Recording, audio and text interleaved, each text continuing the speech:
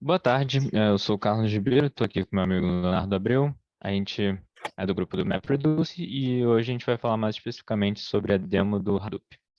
É, primeiro a gente precisa saber o que é o Hadoop. Hadoop é uma plataforma de software em Java de computação distribuída voltada para clusters e processamento de grandes volumes de dados. E tem atenção e tolerância a falhas. Também é importante dizer que ela foi inspirada justamente no MapReduce. Então, e sendo uma plataforma de software em Java de computação distribuída, é necessário certos requisitos para fazer funcionar. São justamente esses três que estão na tela. Um sistema operacional GNU ou Linux, ter uma versão de Java instalada nesse sistema operacional, e SSH, que é basicamente um protocolo de segurança. Falando um pouco sobre os tipos de operações do Hadoop, a gente tem três operações que dizem bastante sobre o tipo de cluster, né? Tem a standalone, que é uma operação um pouco mais simples, pseudo-distributed, que é uma operação um pouco mais complexa que a standalone, mas não tanto quanto a fully distributed, e tem a fully distributed, que é o cluster completo, né? E a gente vai ver um pouco mais sobre elas individualmente agora no próximo slide. Começando pela standalone, ela é a configuração padrão do Hadoop, porque é mais fácil de ser configurada. Nela, o programa é executado em um único processo Java e por isso não utiliza o sistema de arquivos distribuídos HDFS, né? Por ser mais fácil de configurar, ela é útil para desenvolvedores e cientistas de dados que, primeiro, querem experimentar a estrutura Hadoop, né? E também querem rodar aplicativos simples, em pequenas quantidades de dados, mas para testar mesmo, né? E também, por ser rodada em um nó apenas, essa operação não é escalável e não tem nenhum tipo de benefício de processamento distribuído de dados que as outras oferecem, né? Falando agora sobre a pseudo-distributed, ela simula um cluster completo. Ela tem algumas vantagens em relação à operação anterior, né? Ela simula o cluster completo em uma única máquina. Por ser em uma única máquina, ela não tem necessidade de ter várias máquinas físicas. É, Nela, cada componente, ou seja, o HDFS, o sistema de arquivos distribuídos, o YARN e o MapReduce são executados em processos separados na máquina, na única máquina que roda o cluster, né? E por ser também uma simulação completa de cluster, aqui a gente tem alguns tipos de testes que a gente não tinha na standalone, né? Ou seja, a gente consegue fazer testes de escalabilidade, testes de capacidade de processamento distribuído, de configuração de cluster e de segurança, e isso tudo sem precisar subir o cluster completo. E também, por ser, de novo, um cluster e uma máquina só, esse tipo de operação ainda é limitado pelo processamento da máquina, né? Da única máquina que roda o cluster. Então, ela ainda tem essa capacidade de processamento limitada e que a gente vai ver mais para frente como passar disso, né? Falando agora sobre a Fully Distributed. Essa operação do Hadoop é um modo de execução em que o cluster Hadoop é distribuído em vários nós físicos ou virtuais para processar grandes volumes de dados de forma distribuída. Nesse modo, o cluster Hadoop é composto por vários nós, cada um com seu próprio conjunto de recursos, como CPU, memória e armazenamento. Essa operação é usada em ambientes de produção para processar grandes volumes de dados de forma escalável e distribuída, permitindo que os usuários analisem e extraiam informações úteis dos dados em tempo mais rápido do que seria possível com um sistema de processamento de dados centralizado. Falando mais especificamente sobre o seu funcionamento, a gente tem nós que são organizados em diferentes grupos, como nós de nome, name nodes, nós de dados, data nodes, e nós de aplicação, de aplicativos, application nodes. Os name nodes são responsáveis por gerenciar o sistema de arquivos distribuídos do Hadoop, enquanto os data nodes são responsáveis por armazenar e recuperar dados em blocos.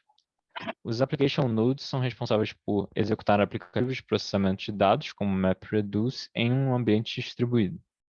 E cada nó em um cluster Hadoop tem sua própria cópia do software Hadoop instalado, bem como configurações específicas de cluster.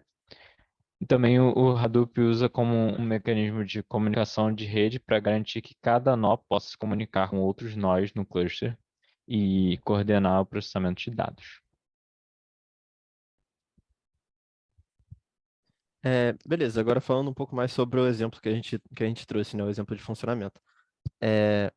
Para entender um pouco melhor a ferramenta, a gente buscou criar a nossa operação standalone, que, como a gente disse durante a apresentação, é uma operação para rodar aplicativos um pouco mais simples, e foi justamente isso que a gente buscou. A gente queria rodar uma espécie de Hello World que vem junto dos exemplos que a própria ferramenta disponibiliza no download. E esse é um dos inúmeros inputs que vem junto com a aplicação.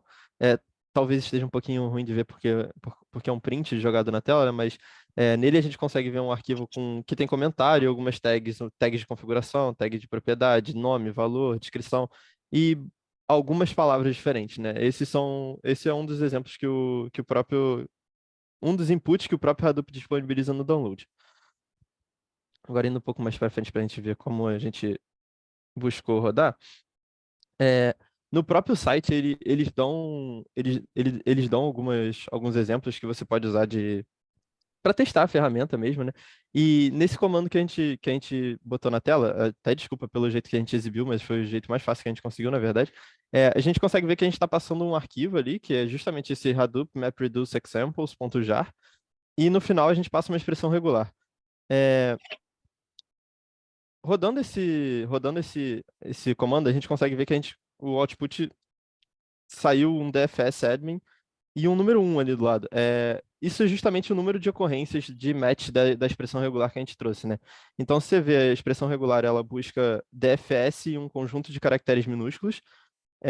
E de todos os arquivos inputs, o DFS admin foi o único que ocorreu com uma ocorrência só. Esse é o exemplo do site. Não é um exemplo muito bacana para justamente porque são muitos arquivos inputs e você não até você achar essa ocorrência manualmente demora um pouco, né? Então a gente buscou mudar essa expressão regular para entender um pouco melhor. Nesse segundo exemplo, a gente mudou a expressão regular para dar match primeiro em qualquer conjunto de caracteres minúsculos. E aqui a gente consegue ver a ocorrência de palavras de qualquer. Desculpa, não de palavras, né? Mas a ocorrência de qualquer conjunto de caracteres minúsculos e o número de ocorrências do lado. Nesse arquivo não, desculpa, nesse output, a gente buscou olhar os inputs manualmente para tentar ver se essas ocorrências estavam condizentes com o que a gente observava, né? E nele a gente consegue ver que a palavra que mais ocorreu foi o the com 160 ocorrências, depois o valley com 154 e assim por diante. Mas ainda assim, é difícil a gente simplesmente observar todos os inputs, contar todas as ocorrências de the para ver se está certo, né? E por isso a gente buscou um exemplo que desse match talvez lá com o input que a gente trouxe para facilitar um pouco mais o entendimento que o Carlos vai trazer agora. Justamente depois desses testes anteriores, a gente queria algo um pouco mais concreto que desse uma visualização melhor para a gente do que a gente poderia encontrar no arquivo. E a gente parou para olhar aquele print que a gente tirou, né? E a gente viu algumas tags e uma delas que chamou a atenção da gente era velho. A gente se perguntou quais valores teriam naqueles boots e a gente fez justamente essa regex para achar todos os tags velhos e seus valores dentro para saber quais eram os valores que tinham naqueles inputs. Aí a gente encontrou, por exemplo, como maior ocorrência, 3 ocorrências de false, 2 ocorrências de e por aí vai. É, Aqui a gente consegue ver justamente o print à esquerda, com todas as tags e justamente algumas daquelas tags velhos que a gente procurou. E no direito a gente pode ver que a gente bate alguma daquelas tags velho, por exemplo, 10.000 ou default, vários valores a gente consegue observar justamente nesse pedaço de input.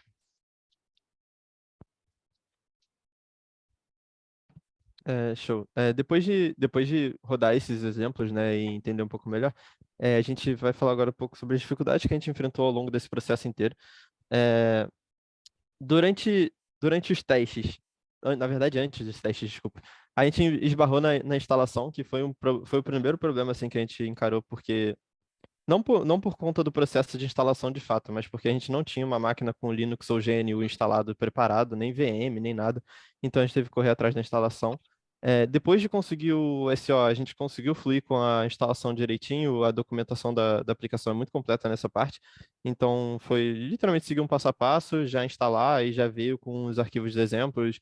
A gente nem precisou correr atrás procurar alguns tipos de Hello World na internet, porque o próprio Hadoop já vem com alguns exemplos diferentes para você entender melhor o funcionamento do cluster, né? Depois disso, a gente teve um pouco de dificuldade de entender a organização do cluster Hadoop de primeira, assim, mas isso porque a gente estava tentando rodar os exemplos antes de entender a diferença entre as operações. Então, depois de dar um passo para trás, entender a diferença entre standalone, pseudo-distributed, fully distributed, entender o porquê que a gente estava rodando a operação standalone, né, que era justamente para rodar um arquivo mais simples de teste, que era o próprio arquivo que eles trazem como exemplo para aprendizado da ferramenta, as coisas começaram a fluir um pouco melhor.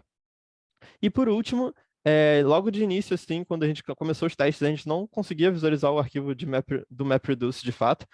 Isso porque é um ponto jar, a gente estava com dificuldade de acessar e entender um pouco. Então a gente estava na dúvida qual era o comportamento que a gente tinha que esperar quando a gente fosse rodar aquele exemplo padrão que a gente trouxe. Mas depois de entender um pouco melhor a ferramenta, entender um pouco melhor aquele ponto jar também, a gente conseguiu executar alguns comandos para facilitar o nosso conhecimento, facilitar a apresentação aqui para vocês e conseguiu entender também. Mas essas, sem dúvidas, foram as dificuldades principais assim, que a gente teve ao longo da demo. E essa foi a demo que a gente trouxe. A apresentação acaba aqui.